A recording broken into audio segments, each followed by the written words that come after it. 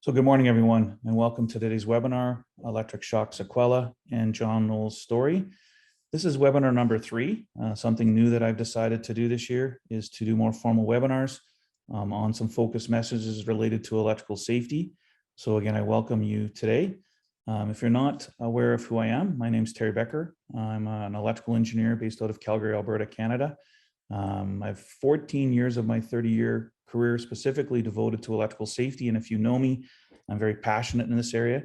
And again, I've dived into this with my entire career and have really got involved. And I'm glad you're all here today for this specific topic. So I'm also a founding member and the past vice chair of the CSA Z462 Workplace Electrical Safety Standard Tech Committee. That's the Canadian adaptation of NFPA 70E. So I'm a voting member now. I'm in charge of Clause 4.1 and the annexes working groups as a leader for those working groups. I'm also a founding member and a voting member of the CSA Z463 Maintenance of Electrical System Standard Tech Committee for Canada. That's the equivalent of NFPA 70B for the US. And also a voting member on the IEEE 1584 Guide for Performing Arc Flash Hazard Calculations Tech Committee. I've also been a keynote speaker and presenter at conferences and workshops in Canada, the United States, Australia, and India. And I'm the founder of my first company, ESPS Electrical Safety Program Solutions, Inc., and now my second company, TW Becker Electrical Safety Consulting, Inc. I'm a pioneer and innovator in electrical safety consulting in Canada, and I think US and globally for electrical safety program development, implementation, and now, as of this year, web-based deployment of an electrical safety program. And I perform electrical safety audits and provide compliant arc flash and shock training solutions, all since 2007. You can get additional information on my company at my company website, www.twbesc.ca. And really the focus of my consultancy is to provide compliant electrical safety programs to industry, provide and deploy compliant arc flash and shock training and electrical safety program rollout orientation training, and now deploy that program online, elevate the culture and move the entire electrical safety program online. So a bit of a disclaimer. The information presented in this technical seminar is the opinion and interpretation of the information presented by TW Becker Electrical Safety Consulting, and specifically myself, Terry Becker. Again, TW Becker Electrical Safety Consulting and Terry Becker accept no liability for the information provided.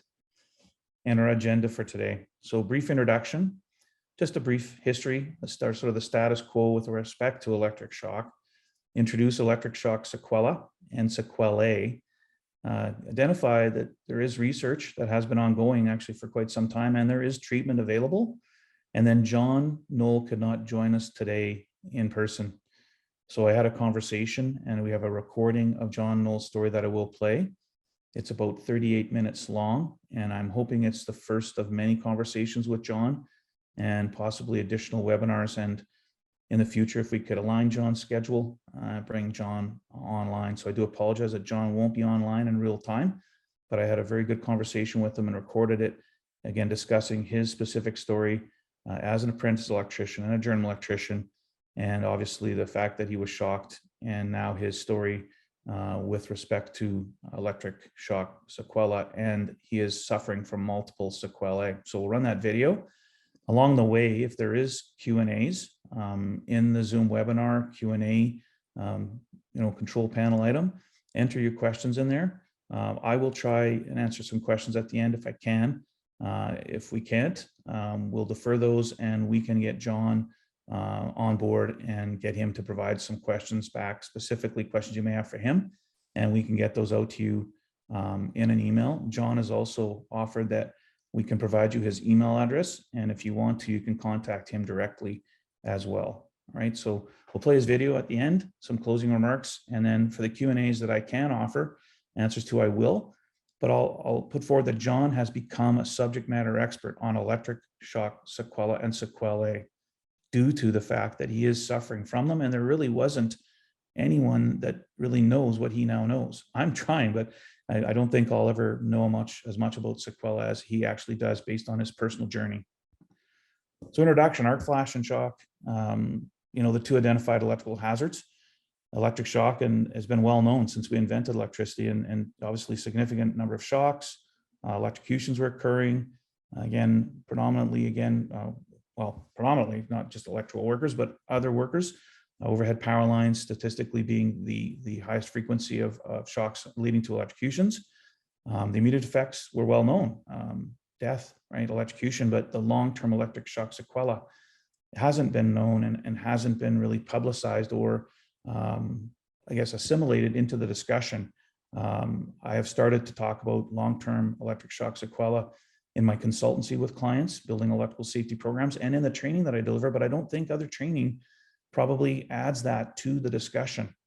And then obviously we all know about arc flash, and I've been quite vocal about the fact that arc flash has taken over the narrative between these two hazards. So we know that an arc flash can occur due to an abnormal arcing fault. The voltage has to be high enough, three-phase. We need available fault current, and the electrical protective device will clear that abnormal arcing fault, but we will get incident energy released. And again, the thermal burn injury is the primary immediate effect of an arc flash.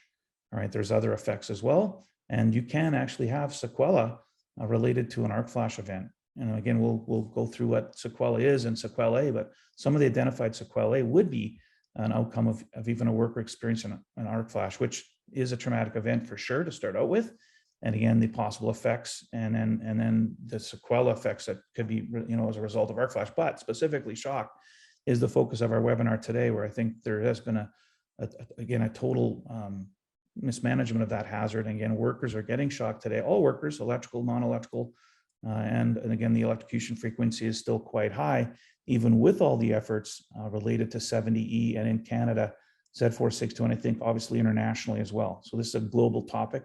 We use electrical energy, obviously proliferating across the planet since we invented it. So not only the immediate effects of shock, but the long-term electric shock sequela effects. We've got literally probably hundreds of thousands of workers potentially globally that have long-term sequelae. So the immediate effects are well known. This is just a table that's used quite frequently in discussions and in training about the immediate effects. Obviously, electrocution for low voltage shocks would be heart fibrillation, and if you're not defibbed within approximately 6 minutes, lack of oxygen to the brain is electrocution. And again, the graph on the right is the curve predicting the onset of your heart going to fibrillation based on the frequency of the power, the amount of current, the current flow through your heart for a certain amount of time. So we have a lot of information on the immediate effects, but we're lacking information on electric shock sequela, right, and sequelae. So I'm just going to introduce this with a paper that was written and published in 2013 in Alberta, Canada, my home province. And again, thanks to John for finding this.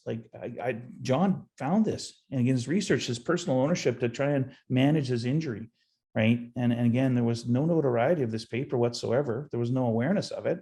It's a very well-written paper, a good summary of electric shock sequela and sequelae. And again, the long-term effects of electric shock exposure, well written by these two physicians, but no one knew about it. Right now, it's interesting, and I'll point out shortly that document, that paper, shows up in other literature that's available in the U.S. So again, the history here: abnormal arcing faults and arc flash have been identified in the workplace. Most recently, again, in Canada, and when my journey started with respect to my first knowledge of arc flash was at an IEEE Petroleum Chemical Industry Committee conference, and there was a presentation on the 2004 edition of NFPA 70E, Standard for Electrical Safety in the Workplace. I didn't know about the arc flash hazard until that time, right? So that's 16 years in my, again, electrical safety journey. But thankfully, abnormal arcing faults and arc flash don't occur frequently. They haven't, and with all the effort that we're putting on this topic, and specifically risk assessments related to energized work tasks and focusing on life occurrence, we shouldn't see abnormal arcing faults and arc flashes increase in frequency of exposure. But shock is not the same topic, because it's not getting the narrative of arc flash that it needs to keep the focus on it and drive us as industry, right, employers and employees, right, so that the shock hazard is eliminated. And in my opinion, the shock hazard can be eliminated with a risk assessment work task based on the application of shock PPE, rubber insulating gloves with leather protectors, right, for low voltage work, high voltage work, right? So we haven't managed the shock hazard as far as positively identifying it in the workplace. Safety professionals really don't have a lot of knowledge still about shock and arc flash. They're probably aware of shock, but they haven't also personally given shock the focus that it needs with respect to workplace hazard identification and follow up with all workers. All workers are and will be exposed to shock, but only electrical workers should be exposed to abnormal arcing faults and arc flash. The long-term effects, of shock sequela have not been identified and are neglected.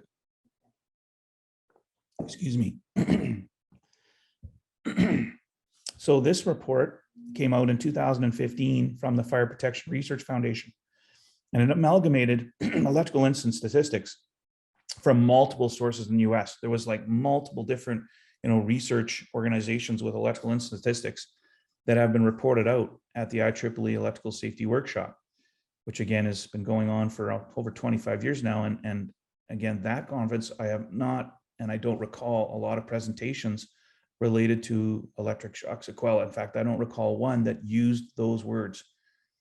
This year, John Knoll and I will be presenting a poster on electric shock sequela and John's story to get the profile up at the IEEE Electrical Safety Workshop. Specifically this report, which as I was, preparing for this webinar, I went back to this report and I did a search, and believe it or not, the next slide, you're going to see that there is information on sequela in it, but it's like a paragraph. Most of the stats are related to, again, shock, some information on arc flash, but specifically to electric shock hazard. In 20 years of incidents, there was 5,567 fatal injuries from electrical incidents. 99% were electrocutions. 1% was a fatality due to a burn injury, right? So that sort of sets the tone of what I've identified as the history here. We have information that tells us that electric shocks leading to electrocutions are significant in the past 20 years. And the research that's still available today and the incident statistics for Canada and US, and I probably globally, if it's available, would demonstrate that still. So we've got to get more focus on the shock hazard, not only for the immediate effects, which obviously are unacceptable, but for the long-term sequela and sequelae. And I just got a note down there that in these reports, there's no information on really physical trauma or any fatalities due to arc blast pressure, which is another topic that I've been also sharing, that the arc blast pressure, it is not and will not be as significant as it's unfortunately been made out to be. I call it the 40 cal per centimeter squared myth. So again, that's something else that I've talked about, and again, we'll continue to talk about. But in this report from, again, the Fire Protection Research Foundation, I found this paragraph on page 4, and it mentions the paper from Dr. Wesner and Dr. Hickey here at the top. It says another critical factor that draws attention in literature on electrical injury and work is that there may be substantial barriers to successful return to work. So it says for successful return to work, right? So when you hear John's story, he had to stop working in the electrical trade, right? It wasn't barriers. He can't work. He can't physically do the work physically and mentally. So, but again, this paragraph, this document, it's multiple pages long. It doesn't give enough attention to electric shock sequela, right? And again, that other paper from Dr. Wesner and Dr. Hickey published in 2013, this document published in 2015. So electric shock sequela has been out there, but has no notoriety again. It hasn't been communicated, I think, to the level that it needs to be. Now back to history, the American Electricians Handbook, and you probably won't be able to see this, but this is actually the American Electricians Handbook from 1953. This is the 1953 version. We actually taught electrical workers to use their bodies as voltage detectors, right? It was a rite of passage and accepted. And you'll hear John in the video talk about that. In fact, I think in several of the conversations I have, John, he said, we played shock games, right? So, as apprentice electricians, right? So a lot of history all the way back from 1942 to 1960 in the American Electricians Handbook that said workers can use their fingers up to 250 volts or put the wire in your mouth and taste electricity. So again, if you haven't seen this before, it is real. It was published, right? And I showed you the 1953 edition, right? So the history, at least, here in North America, is that, workers have been taught to be shocked, accepted it. And unfortunately, that culture, that behavior, it has obviously shifted because this would no longer be socially responsible. But again, I still think, apprentice electricians and electricians still today, also, even with all this work with Z462 in Canada and 70 in the US, are still being shocked in the workplace. and other workers, non-electrical workers as well. So we haven't done what we need to do as industry to get this hazard propped up and get it taken care of. Now, something more recent with respect to status quo is in the province of British Columbia, Technical Safety BC, which is the jurisdiction having authority for the CE Code Part 1, actually did an electric shock study and issued a report based on electrical incident statistics and interviewing field safety representatives and other stakeholders, and they put out a report. It's available on their website. So I was really pleased to see this because it's changed the narrative. It's the regulator in British Columbia, right? So again, good information, and it talked about the risk factors involved as indicated on the screen, right? So again, you can Google Technical Safety BC electric shock and follow up on the information they have, but there was nothing really here on electric shock sequela and sequelae. So status quo, CSA Z462 for Canada and NFPA 70 for the US, right? And there is other obviously active work globally, Europe, Australia, New Zealand, South Africa. So we have a movement for sure, but the movement is focusing on arc flash. It's not talking about shock to the level that we need shock to be discussed and managed, right? And use, yes, these standards, a shock risk assessment and the outcome of that with the limit restrict approach boundary and the need for rubber insulating gloves, definitely. And we do need to still identify arc flash and have an arc flash risk assessment completed and obviously additional protective measures implemented for that hazard. But we need to get shock leveraged higher.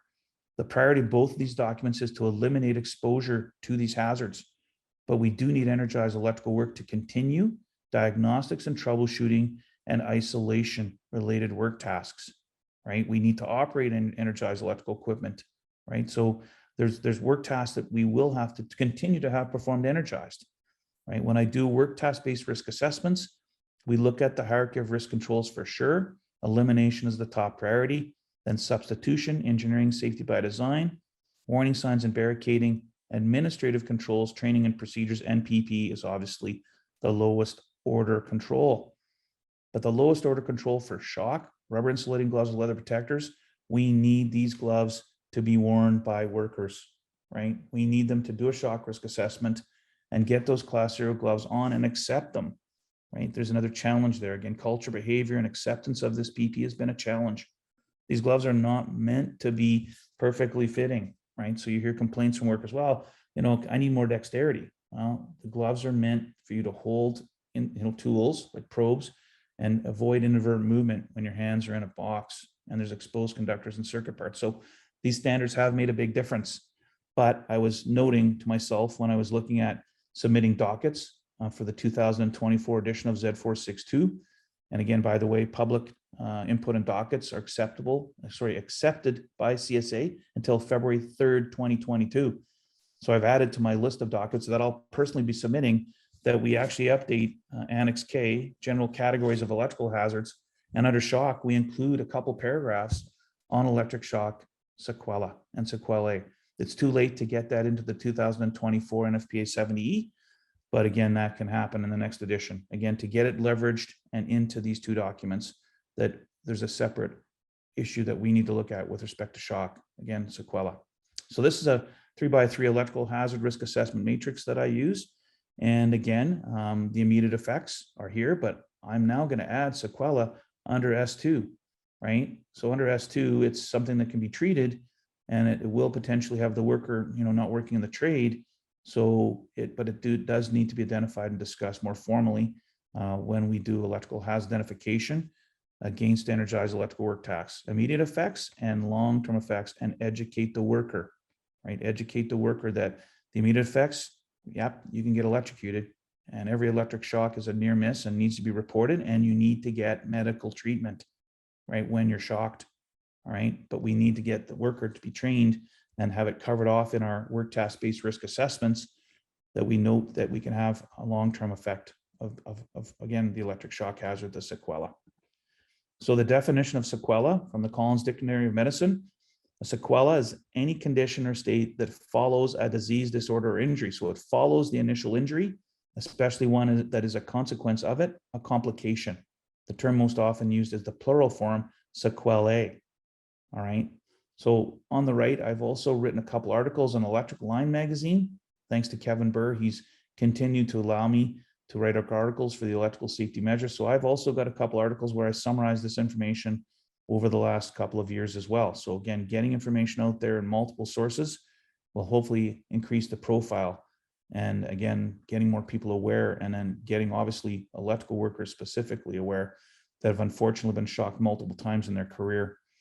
When I do training, I actually do a poll and I ask electricians in real time how many times they've been shocked. And, probably 10% of the attendees have been shocked more than 100 times. And it's hard to believe, but I tell them to be honest when they answer that poll question, and I believe them. And I'm hoping they're candid. So I'll definitely get, 10 or less for sure. Then I might get, 11 to 50 and then 51 to 100. And I will at least get 10, maybe 20% of attendees saying they've been shocked over 100 times, real-time statistics. And most often, none of them, or less than 10%, have been exposed to an arc flash, just as an FYI, again, on these two hazards and the real-time statistics with electrical workers. So sequela, again, is a secondary effect of an initial injury. All right, so the long-term effects of electric shock exposure are three categories: physiological symptoms, neurological, and physical. There's actually 43 potential long-term sequelae that are listed here on the screen. Also listed, I think I took this list from the Dr. Wesner, Dr. Hickey paper published in 2013. All right, at the bottom, based on research completed, the effects list will change or be more severe dependent on the shock resulting from no let go. Was the shock momentary contact, the path the current flowed through the body, duration and amount of current? So when you dig into the research that's out there, and I'm going to give you some websites that you can do your own homework and go to these websites. So there has been research over the last decade, right, that when you're shocked, that momentary current flow, and like I said, John has dug into this very deep, that momentary current flow has affected the worker at the cellular level, right? And then over time, continued damage at the cellular level could lead to one or many of these sequelae. So physiological symptoms, right? Neurological, memory loss. And I've actually quoted memory loss when I've talked about it, but I didn't expand on the list when I have discussed electric shock sequela over the last decade. That's changed now in how I do discuss the electric shock hazard. But interesting, again, in John's video, we'll play that here shortly, and we can hear his story and a discussion and get some more information from him directly. Now, these are two websites. Again, we will be sending out a recording of this, plus it'll be available on our YouTube page as well. So this is some very detailed medical information, electrical injury part 1 mechanisms, all right, from the Neuropsychiatric and Clinical Neurosciences organization. Again, so there's this link and then a second link on consequences, right? So another source here for detailed information, very detailed medical information, right? So there has been a lot of research, but from the medical community, I don't think it's been, what's the right word, effectively and appropriately leveraged, right? So at the IEEE ESW, we have had presentations on electrical and statistics. We have had presentations from several, physicians, I think, that have been involved. One that I know of in particular, but I don't think that even the community of physicians has enough information, right? So there's these two websites, right, where you can get additional detailed information on mechanisms and consequences. And thanks to John Knoll again, this is where he's actually educating me and helping me get more information and more awareness about electric shock sequela and the fact that there has been detailed research. All right. Now, as far as two organizations, and I knew about the Sunnybrook Health and Sciences Center, St. John's Rehab. I knew about this a decade ago, and I actually met Dr. Joel Fish, and he was the physician in charge of this electrical injury program. He was a burn injury surgeon that somehow, got engaged in the shock topic, and again with the long-term sequela. So this research has been ongoing, and there's actually electricians that are attending their electrical injury program, but it's only in Ontario. That's the other problem. Where there is treatment, it's in Ontario, Canada only. Local physicians won't have the knowledge and background that exists at the St. John's Rehab. Now, Dr. Mark Jeski's taken over the ownership of the electrical injury program. And we actually leveraged Dr. Jeske, thanks to John Knoll again, at the Electrical Contractors Association of Alberta AGM and Training Day to get that community of contractors, electrical contractors with electricians that daily do energized work, get more awareness there. All right. And again, I'm trying to manage the amount of time that I can devote to this, but I'm going to try and possibly get information to every electrical contract association across Canada, who over the years I have tried to support with the time that I have available, but recently I haven't had enough time, but I'm going to try and communicate to those organizations to get the word out through the community of electrical contractors. But in general, again, this webinar is even to get the word out globally with attendees signing up via LinkedIn. So lots of information and research is available, and treatment through the St. John's Rehab electrical injury program at the Sunnybrook Health and Science Center in Ontario, Canada. Now, John, again, he found out about the University of Chicago and their Electrical Trauma Rehabilitation Institute. So in the US, at the University of Chicago, the CETRI exists, and there's their website. And they've got exhaustive research and papers that they've been publishing with respect to sequelae, and very detailed, again, more for the physician. But definitely, if you take a look at these papers, you're going to go, wow, this is very significant, how electric shock impacts, the human body, and how the long-term, again, sequelae can occur, right? So again, Dr. R. Lee here and Dr. Ann Pliskin are two of the physicians that have been heavily involved in CETRI. So check out their website as well. So again, I don't know globally. And again, John's focus is obviously here in North America, and I haven't had the time, but I'm not sure globally if there's other research that's been occurring here. There might be, but again, no linking of this globally, right? We use electricity globally since we've invented it. And I believe that, I don't believe it. I know that sequela and sequelae are occurring with workers globally. Again, no notoriety, no information. It may be, well, I'm getting old and I'm experiencing these, these other, other issues of old age, right? And that's maybe how the workers are attributing some of those sequelae that again are listed, the 43 of them. And again, I encourage you to take a look at this webinar offline, get the links to those websites, and also if you contact me, more than glad to share the Dr. Hickey, Dr. Wesner paper with you as well, and the NFPA fire protection research paper on electrical injury statistics is also available online. All right, so introducing again electric shock and sequelae, and I'm now going to run the video of John and our conversation, and you can hear his story again, and he's got lots to offer, and I had a really good conversation with him. And like I said, if you have any questions, put them in the Q&A Zoom webinar control panel option. And again, any questions for John, put those in there as well. And I'll play the video of John, and I'm going to turn off my video while I'm playing the video. And again, we'll see you back here in about 38 minutes. John, thanks you for joining us today for this webinar on electric shock sequela. And again, I'm looking forward to a conversation today with you. And if you could tell us again a bit about yourself, and then we'll obviously get into a conversation about where you are right now and your experience with electric shock sequela and sequelae. So if you could just tell us a little bit about yourself, how you got into the trade, and we'll take it from there. Thanks for having me, Terry. My name is John Knoll. I am a master electrician and professional electrical contractor. I'm retired. I'm also a past chapter president of the Electrical Contractors Association of Alberta, Edmonton chapter. And I'm retired due to the long-term sequelae of electrical injury. Can you tell us about your experience as an apprentice when you started in the trade, and specifically, electric shock? Were you shocked as an apprentice? Did you have any arc flash and shock training early in your career or throughout your career? Well, my first job was non-union residential commercial. It was mostly residential and parkades for that company, and there was zero shock training. There was zero electrical safety, arc flash. It didn't exist. We were sent to CSTS to get our ladder safety tickets and your generalized safety ticket that you get for construction. And that was about it. There was very little supervision on the job sites. When I started, I saw a journeyman every day or two, but primarily the crew was ran by another first year. And it was a whole apartment building being ran by a first year. And that's who I worked with. When did you start receiving shocks in your career?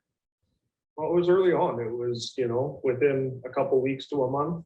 We were trimming out the apartment buildings. There would be large groups of young men in the apartment buildings, and we'd be plugging in breakers while we're plugging in switches and plugs. And getting shocked was just a shock. It was a quick zap. And when you told it to somebody else, they're like, yeah, it happens.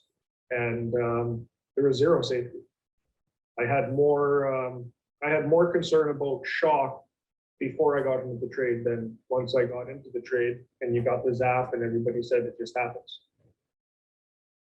Did you report any of those shocks at the time? Like you just said, it was just something that you were told to accept. So you didn't report the shocks to your supervisor? Throughout my entire apprenticeship, we talked about the shocks. I talked to it with the supervisor who, when I started, was a first year himself. I, mentioned it to other journeymen I worked with. Even when I moved on to other companies, I mentioned it directly to the owners. It was always something that just happened. And eventually you got really complacent with it. Did you ever go see a doctor after any of these shocks or report it to WCB? No, because you were just told this is part of the job. You're being told to go work on panels live. You're working on circuits live. You hear the stories and they're all geared towards the higher voltages. And when you talk to the guys about the lower voltages, they say it happens and we work on things live. How many times do you think you received shocks, since you're an apprentice until you couldn't work in the trade any longer? Probably a lot more than I'd like to admit. Hundreds, my high volt at once at 500, but it's at least 100 to 300 minimum. And I'm not proud to admit that, but you don't know. No, I think it's fine to admit that. I think that electricians have received, and when I do electrical safety training, I actually ask all the electricians how many times they've been shocked, and you'll get a wide variety from 1 to 10 and up to 50, up to 99, and then you will get electricians that, and I tell them to be frank, and they'll you'll get the odd several that say over 100 times, and then we have that's part of the training is to discuss that, why did you receive those shocks? And I think you've told us and already answered that question on why historically shocks were received. It was just you were taught to be shocked, you were taught to work energized, to do energized repair and alteration, and it was just part of the job. And your supervisor was an electrician as well, so he was brought up in the same sort of mindset, right? Well, we just worked energized, we go in with our bare hands, and just be careful. And if you get shocked, well, just brush your hands off and keep going. And they weren't reported, which I think you've just told us. So I just want to sort of, move forward in time a little bit. So when did you stop working in the trade? I stopped working in the trade end of 2017. Technically 2018, I tried to get into more supervisory roles, and that was even hard to do. Today, I can't stand for long periods, more than 10 minutes, it starts to hurt.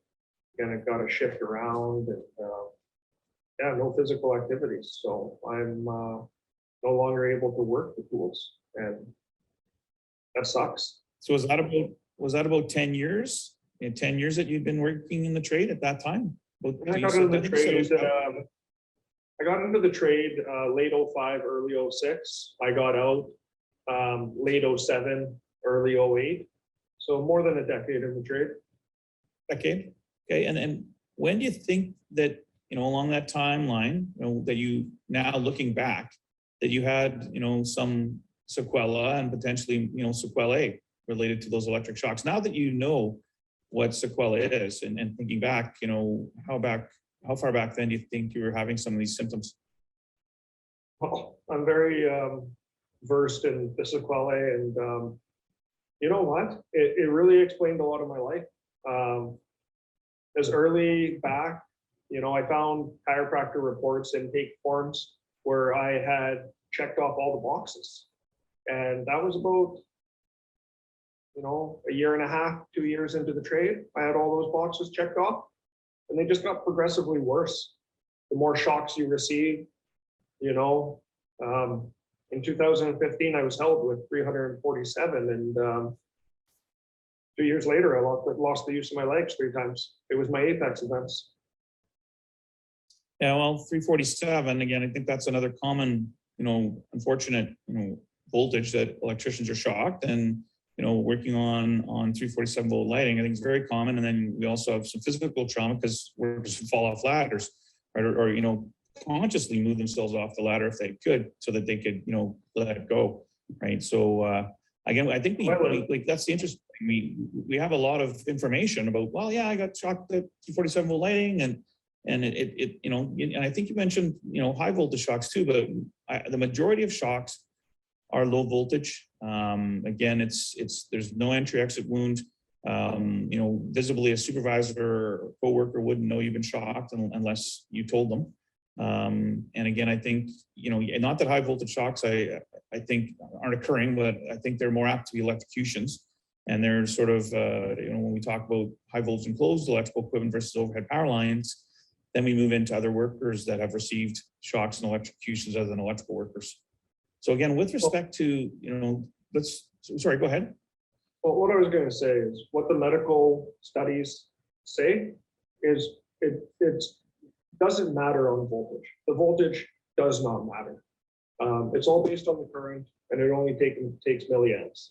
The difference is when you get to around the 300 volt threshold, you can be held, and that results more in electrocutions. So anything over 300 volts can hold you. Once it gets high enough, it throws you.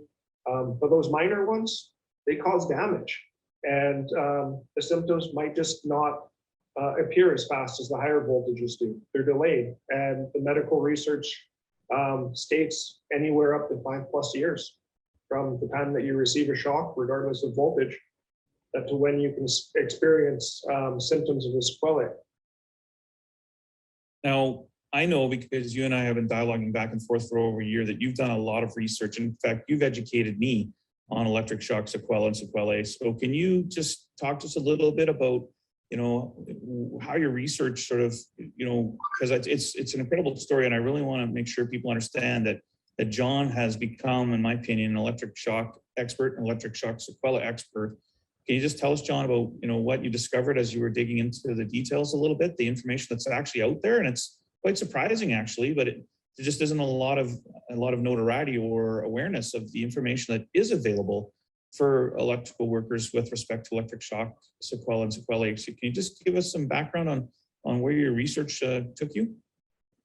Well, I'm going to start with the hospitals that perform the research. Let's start there. There's 2 hospitals in North America that have been performing the research on electrical injury roughly since the mid-90s. That is one in Canada, out of Toronto. It's the Sunnybrook Hospital, who the research started at the St. John's Rehab facility, which was a separate facility from Sunnybrook, and then they merged at some point, I don't know when, a few years ago, maybe 10 years ago, who knows.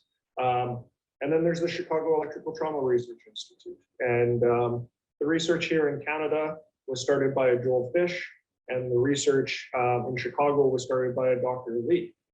What surprised me the most, aggravated me the most, and especially because I sat in a position in industry where most of the relevant news would have passed across my desk, was in 2013, our own province published a study on electrical injury, and it didn't get brought to our industry. So we had WCB Alberta publish a medical review, long-term sequelae of electrical injury, in 2013. And industry didn't hear about it. And that's what really frustrated me, because I was experiencing these symptoms as early as 2008. It's the records that I have from the chiropractor intake and, you know, my memory, even though as bad as it can be. But that's what frustrated me the most. And the research that they did quoted both hospitals, Dr. Joel Fish, Dr. Lee, and the staff that had worked there, and it wasn't brought to our attention. And the scariest part about that is it's an injury that's so life altering. I've experienced it firsthand, how it can cripple you and take everything away from you. And they acknowledged that in the medical review, and they still did not bring it to our attention. And that's the frustrating part. And through my requests, sorry, I've been going on, but through my no, go ahead. I just wanted to say that just quickly, that article, I was just, my jaw dropped when you emailed me that a while back. I just couldn't believe that in Alberta, Canada, we had 2 doctors in Edmonton, that worked for WCB, do research on it. They quoted other papers. And in turn, with some of the work that I've been doing lately, I actually found their paper quoted by the Electrical Safety Authority in Ontario in one of their annual reports in the last 2 years, right? So I was surprised to see that. 2 years in a row. Physician. Yeah, well, no, was it 2 years in a row they quoted? Yeah. This year they quoted it again too.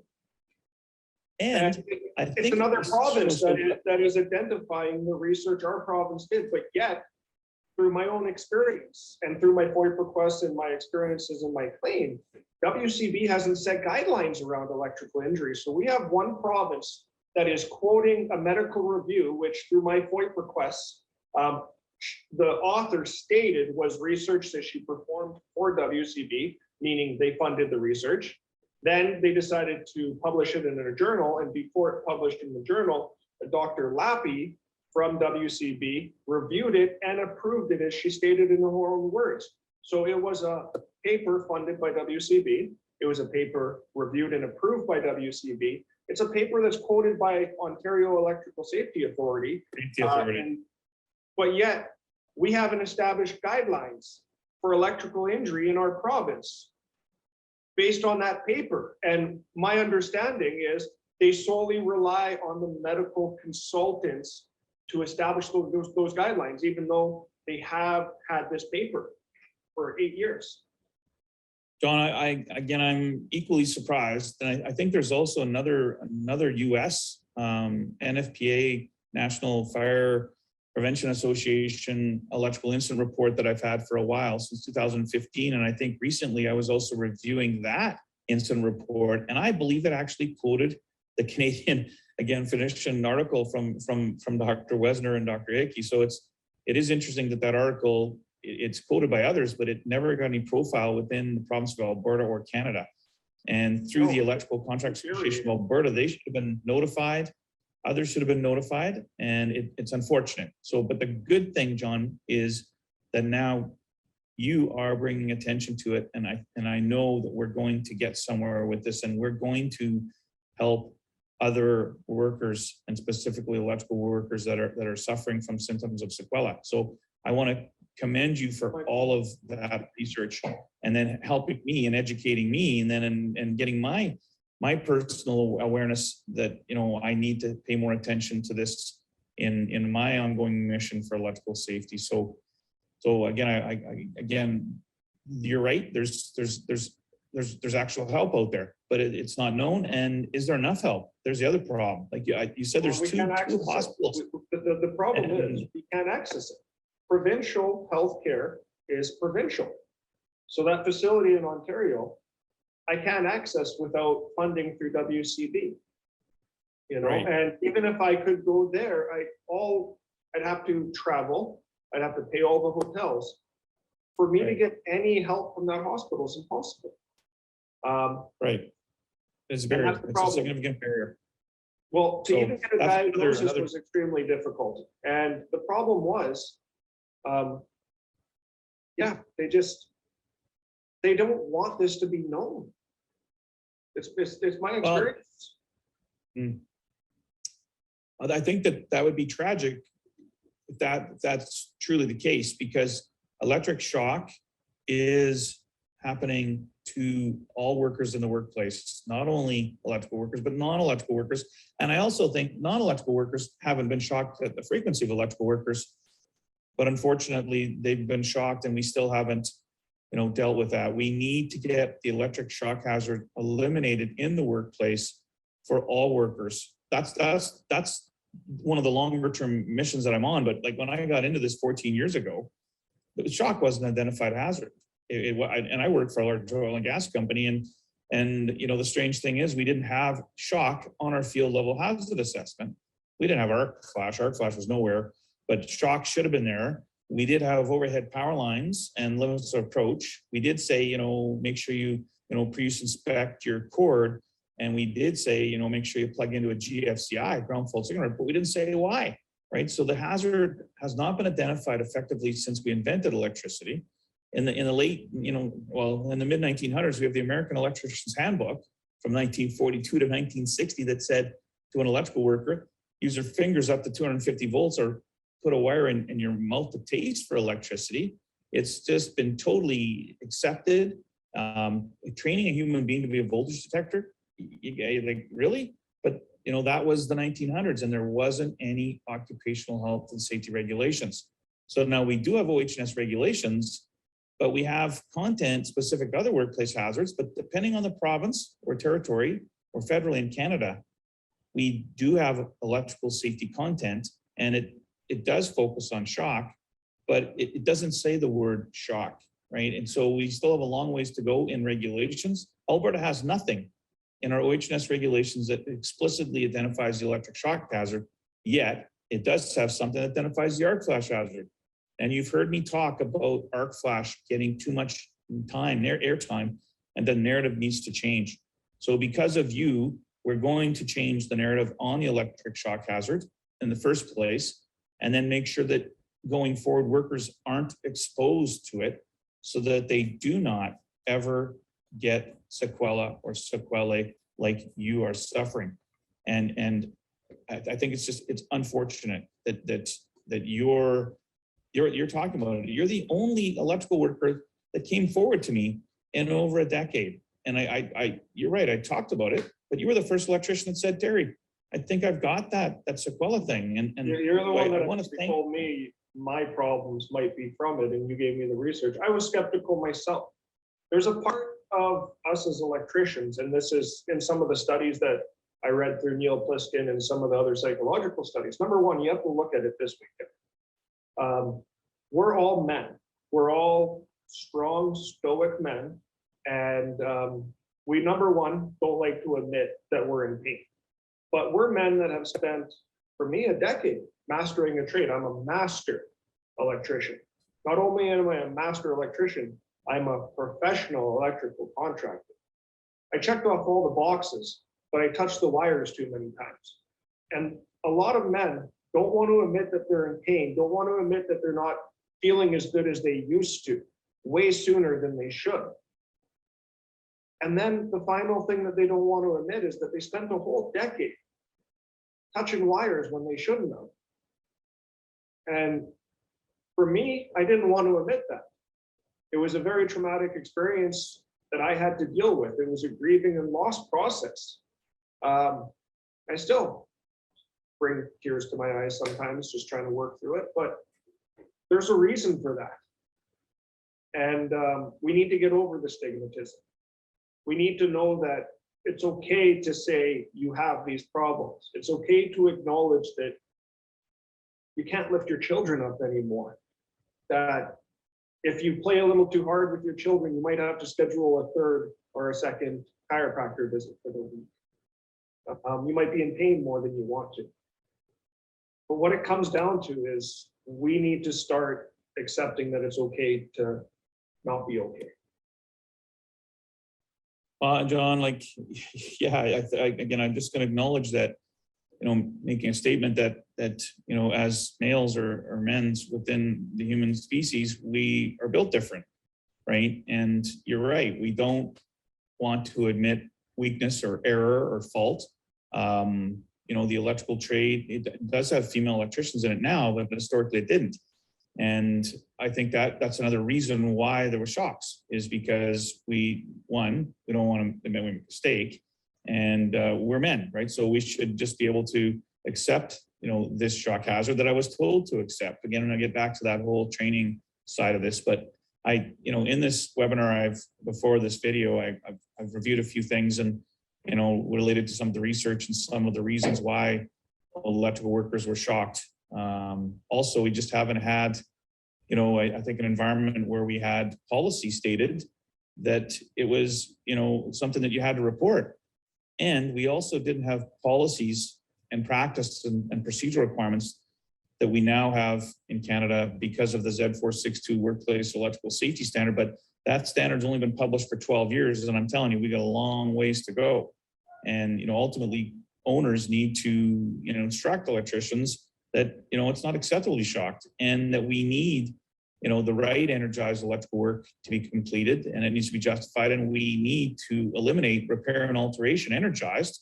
And if that type of energized work is completed, it needs to be 100%, justified and, following Z462 and energized electrical work permit. So just wanted to get that segue in, that a lot of good things are happening, but we're just in the infancy of trying to get, employers, the right information and to develop electrical safety programs and get, good compliant arc flash and shock training and down to the apprenticeship level.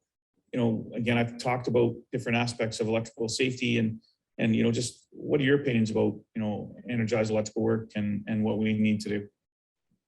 Well, the first thing and the easiest thing is every toolbox should have a pair of rubber insulated gloves with leather protectors. If you have to work on any energized equipment, be it a 110 receptacle or a 600-volt motor, you should have the appropriate set of gloves. If all you're doing is residential and you're never hitting anything over 347, or sorry, not even anything over 240, go with the pair of double O's. But if you're working on the 600 and you think it's necessary, get the pair of single O's. But get those. Pay for the 6-month inspections, figure out how to coordinate getting them back in time, work with your employer. Ultimately, it's your life, it's their responsibility to, to set it up. You have the right to refuse unsafe work. So if they're going in there and telling you you have to cut in that panel live and they're not going to provide you the rubber insulated gloves with leather protectors, then you can refuse to do that unsafe work. Or if you're doing maintenance and they need you to go and troubleshoot something in a building and it has to be done live, well, you can refuse the unsafe work. So ultimately, it's going to end up on the employers. They have to provide the rubber insulated gloves because now the employees can refuse the unsafe work, or they have to be able to coordinate it with their employees. But we should be having those gloves. It's just the simplest way to protect against this. It's all it takes. It's not all it takes, but it's the first step. Then the next step is lock out, tag out. Make sure everything's locked out, tagged out. The only time that you should be working on live equipment or live circuits is when you absolutely have to. And there's a lot of ways to troubleshoot a circuit without energizing it. Ultimately, you might have to energize it just to be able to figure out, if it's working properly or if there's any faults. That's where you have the gloves. But kill the power every other step you can. De-energize. Wear gloves when you have to, and work safe. Don't work rush. Don't work cramped up with your head tied up to a box, and that's how you're planning to work live with your rubber insulated gloves. No, that's when you work dead. One shock, that's all it takes. You don't know how hard it's going to bite you until months, years later. My symptoms excelled after the 347 volt shock held me. I was held. It was one of the scariest moments of my life. I thought I was going to die. I fell off my ladder, and that's the reason I did it. But early on, I can remember a shock that was a little harder in a parquet. And then you wonder, does that correlate with the time frame when I, had the medical reviews where I checked off all the boxes? I've been shocked so many times. I don't know which one could have caused, the nervous breakdowns, which ones could have caused the diffuse pain in the body, or if they all just built up one after other, because the nature of the injury is you're essentially opening pores in your cells. And if the pores seal, they're still able to be killed by secondary injury, or it could be worsened by a current going across the same cell more than one time. You have hundreds of shocks. The current spreads throughout the body. You can never really tell which shock did it. You might be able to guess which shock exaggerated it, But when it comes down to it, when you're experiencing the symptoms, it's probably already too late. So wear the gloves, refuse the work, do it safely. Now, John, again, not that what you're saying isn't new. Otago is pretty commonplace, but I think that energized electrical work historically, it wasn't locked out, right, for repair and alteration specifically. You've just made a statement that, let's do the right energized electrical work, diagnostics and troubleshooting, and then to, as Z462 would frame it, establish an electrically safe work condition. We need to isolate the electrical equipment and testing for absence of voltage as energized electrical work. So we want to do the diagnostics and troubleshooting that needs to be done energized. We want to isolate the electrical equipment. We want to rack out power circuit breakers, test for absence, install grounds, that's for high voltage. On low voltage, we want to open up circuit breakers and disconnect switches. We want to, I want an electrical worker to complete a shock risk assessment and an arc flash risk assessment as per CSA Z462 or NFPA 70E for the states.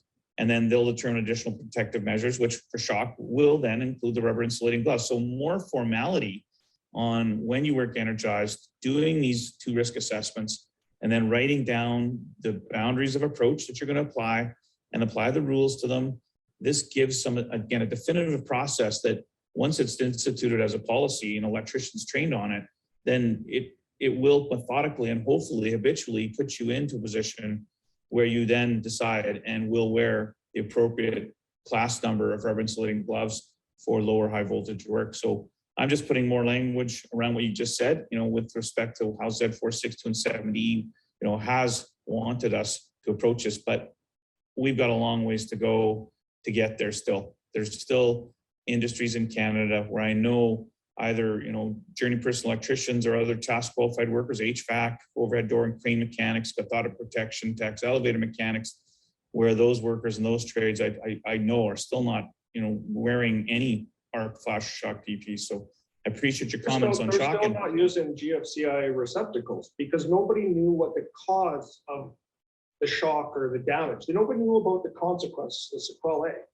But just to say that there's this sequelae is one thing, but to kind of understand how it compounds and how it accumulates and how, the mechanism of it.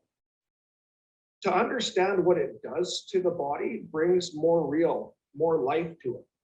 I experienced it firsthand. It hurt like hell. I'm in pain and suffering every day, but those cell deaths were the most excruciating experience in my life. I thought I was dying. I prayed to die because I didn't want to experience that much pain. I would have rather died in those moments. It was just, it's not something that you want to experience, and what I was getting at is you can get a shock from an extension cord, and maybe you don't have the severe cell death like I do. Maybe you have the nervous breakdown. Maybe you have the mood changes, the personality changes. Maybe you get the quick temper, because what I started to realize is once I understood this injury, I knew when I got snappy, it was pain, but I never understood that before. So yeah, maybe you just get one shock, but maybe that shock doesn't give you a life of pain like I have. Maybe it gives you a sore shoulder, but maybe it causes you to have your family fall apart. Who knows? But it's not worth it. What you're bringing up is the 3 groupings of potential sequelae are physical, psychological, and neurological. And when you look at the list that's been identified specifically in the paper from Dr. Wesner and Dr. Hickey, there's well over 30 plus potential, sequelae in those 3 groupings of physical, psychological, neurological, long-term effects and symptoms. And John, I know that you've experienced many of those sequelae. So I want to make a statement. They're real, because I think that's another topic here, right? That I think if maybe this was brought up by electricians historically, doctors just sort of said, well, I don't know what it is, but it wasn't correlated to the electric shocks they took. And I actually remember that video from St. John's Rehab, right, with Dr. Fish, where he said that he thought the electrician was malingering, and then he came to the realization that the sequelae was real, right? So it initially was not as nothing related to electric shocks, but then now, and with SETRI, right, this is a real unfortunate the thing is, Terry, problem. You look at that, you look at that list, and any one of those symptoms you don't want to have. But historically, from what I understand and what I've been through, and from the stories I hear of others, you don't just experience one or two, you experience a multitude of them. You know, and it doesn't just mean, oh, I've had 10 shocks, I might have them. I've talked to people across North America, a single shock, you know, they had more muscle mass. They were, you know, there's a lot of things that make our body conductive. And a lot of the people that I talk to tend to have more muscle mass. One woman, a bodybuilder, was walking her dogs and received a shock. I'm not sure if it was a 120 or 240 volt shock from a Christmas tree display. 2 years later, just the same story of me, everything, insomnia, pain, memory loss, depression, anxiety, and you just keep checking the boxes off of the Wesner review. Another man received a shock working on airport lighting, and just went down a deep rabbit hole that I personally know, and self-medicating, drinking, and the whole plethora, memory issues, depression, anxiety, chronic pain. You just throw it all out there and you get that shock, and you don't see a scar and you don't see a sign. And then just a couple of years later, life goes crazy. And that's what you got to be scared of, is you have to be cautious. And is it worth that pair of gloves? You know, do I bitch about how much that pair of gloves costs and how much the yearly inspection costs? Or is it just another part of the trade? And I try and negotiate it with my boss, you know? Maybe if you're working for a good employer, they're going to pay for it. But regardless, I wouldn't be doing it unless I had it. I'm not doing it. There's plugs I want to fix at the shop that I'm working at. I'm on a very soft job. But I purposely am not doing electrical because I just don't want to buy gloves. You know. Right. But if I was working in the trade, well, that $200 or whatever, $100 they're not expensive. Yeah. No, they aren't expensive. That would You're be right. worth it. They're cheap. They're cheaper than boots. You're correct. They are. You're right. You're talking all this round up. Class 0, max use 1,000 volts AC, 1,500 volts DC. Oh, by the way, these large solar farms that are being built are 1,500 volts DC at the collector boxes. So that's a hazardous shock voltage as well for DC. But you're right. They're $200 per pair, leather protector, rubber insulating glove and case, and it's about $20 to get them tested, you know, once. So that's $40 a year. So the cost shouldn't be a barrier. We just need to get them purchased. We need them to be actually a requirement of an apprentice to get them when they go to school with their tool list. No. They should get them day one. It's you don't wait till the guy goes to school. That is on the tool list. Once the guy is approved to work energized, that's, hey, you know what? I filled out the form and I identified this worker as competent to work on live electricity. Well, that automatically means he has to have a pair of gloves. You know, I totally agree. I should be documenting that glove down, and I should be documenting the inspection, and that's how I'm going to save my butt as an employer. Because, you know, I played both parts of this, employee, employer. I ran a company, so I understand what employers might be thinking. Oh, this is an injury that is untraceable back to the specific incident, and it is more like an asbestos exposure throughout the industry, and they're going to be concerned about their rates. Well, the best way to keep your rates down is get that electrical safety program, document when guys are competent to work on the material, and document that they have the PPE provided or they bought it. Just document it. That's all you have to do as an employer, you know, document. As a worker, it's a lot more, you know, fill out the documents and wear the PPE, and everybody bitches about the PPE, but you know what? I have a 6-year-old and a 4-year-old. I can't go play baseball with them. I can't go play soccer with them. I can't pick them up. I'm 34 years old. I look healthy, but I have an invisible neurological injury. And you don't want it, period. So where the fuck right, John? the gloves? Yep. No, I hear you. And again, I appreciate you, spending some time with me today and to share this with the people that are joining this webinar. And again, I know you've been doing several of these webinars and some podcasts, and that's a great thing. And I just want to commend you for going through this every time, telling your story. And I know this is emotional. I understand that and I respect it.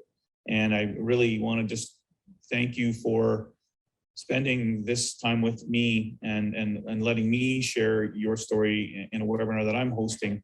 And then it'll go, another one on YouTube, another one that's out there. But the more of these that we get out there and different channels and different sources, when people search, in Google, they're going to hit one of these. And I know that people will get information that they have not received before about electric shock sequela and sequelae. All right, so I just want to sort of, bring things to a close here. I've got a limited amount of time in the webinar, but because I know you and I could talk for a long time, and I think I'd like to reserve, with you that, maybe, 6 or 12 months out, let's maybe have another conversation and see where things are at, and in your work on LinkedIn and whatever support I can provide it, and your story where it's still your story's still alive. You're not there yet, right? I know you're not there, and you're facing some challenges. So I just want to bring this conversation today to a close. I sort of want to end it by saying, is there just one sort of last comment or quote that you'd like to leave everybody with today on this webinar? The trade doesn't have to be scary. Wear your gloves. Buy the gloves, wear the gloves. And if you find yourself, you got to troubleshoot something in a really unsafe, awkward position, you're up on a ladder, you're leaning against metal, turn it off. Refuse to work energized. If you're plugging and switching and you need to troubleshoot, wear the gloves. As long as you're not backed into a tight corner. But do it safe. Wear the gloves and turn off the power whenever absolutely it is not required to have it on. We don't have to be current cowboys. Current cowboys end up cripples. All right, John, thanks a lot. Appreciate your time with us today. And, keep up the good work on Electric Shock Sequela. And I look forward to helping you in any way I can and continue to get this message out. Thanks a lot, John. Take care. Cheers. All right. Again, compelling sort of John, conversation thank you and message between John and myself, previously recorded. And as I said, I can't speak for John directly in any questions that may come up, but I am over a little bit on time, so I'm just going to move into some closing remarks. So again, historically, arc flash and shock hazards were not identified specifically for shock. We've used the human body as a voltage detector with the American Electricians Handbook and that training. Electric shocks are not reported to the employer or workers' compensation, and that leads to insurance issues, which John mentioned, and he's struggling with that right now. Electrocution frequency wasn't still high, unfortunate immediate effects. And as we've just gone through in this webinar today, the electric shock sequela, not known, and the sequelae, the multiple effects that I mentioned, but John, explained in the video, are real, right? So electric shock sequela and sequelae, multiple effects are real. John's story is compelling, direct impact on himself, his family, ability to work, and insurance ultimately. We need to eliminate the electric shock hazard. We've got a long ways to go in that regard, and that's globally. We need to ensure electrical workers are aware of and follow up with their doctor, and if they believe they have electric shock sequela, they may have to seek additional